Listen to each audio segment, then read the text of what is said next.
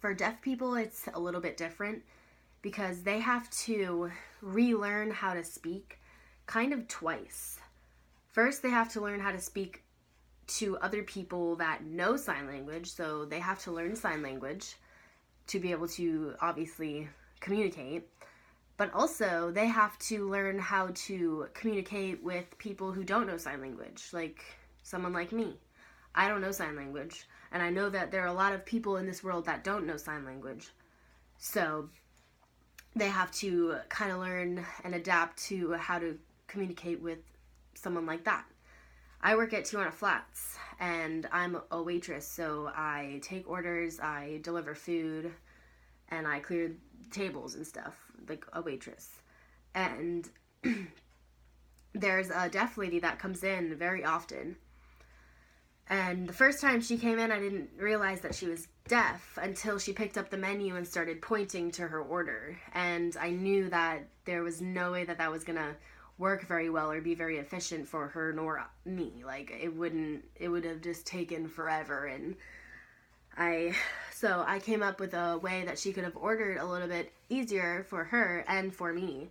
So I printed out a piece of paper, like a piece of receipt paper, and I gave her a pen and a paper. And so she wrote down her order on the pen and the paper, and then she gave it back to me, and I tried to read her handwriting as best I could.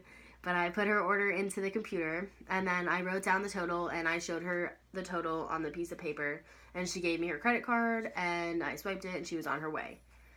So that is something that I had to kind of not deal with, because you don't have to deal with people like that, but it was something that I had to come across, like overcome almost.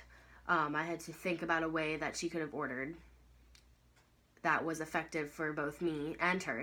Me being the person that didn't know sign language, and her being the deaf one that maybe didn't want to speak or has never spoken before at all. Which brings me to my next point, that deaf people don't really even talk, even though they can talk. They have a voice box. Nothing is wrong with their tongues.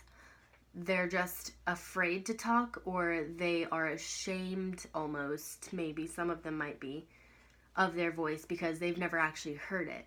So for them to speak without even hearing what they sound like might turn me off from speaking a little bit too. We all hear our voices every single word we say, and that's something that I think we also forget.